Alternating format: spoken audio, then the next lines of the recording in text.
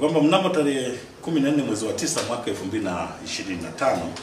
iliripotiwa tukio la kutekwa nyara kwa binti ambaye anaitwa Shairozi Michael Mabura mwenye umri wa miaka 21.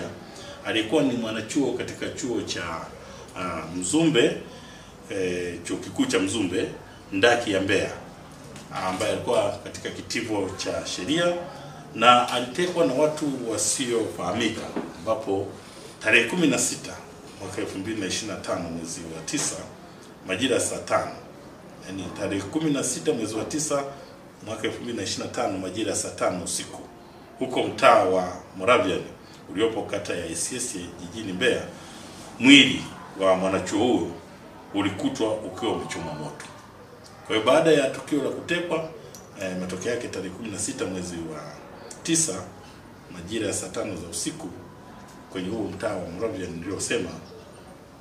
kata ya Isyesye, mwili huu ulikutwa ukiwa unachomwa moto. Kwa hiyo kufuatia tukio hili, jeshi la polisi mkoa wa Mbeya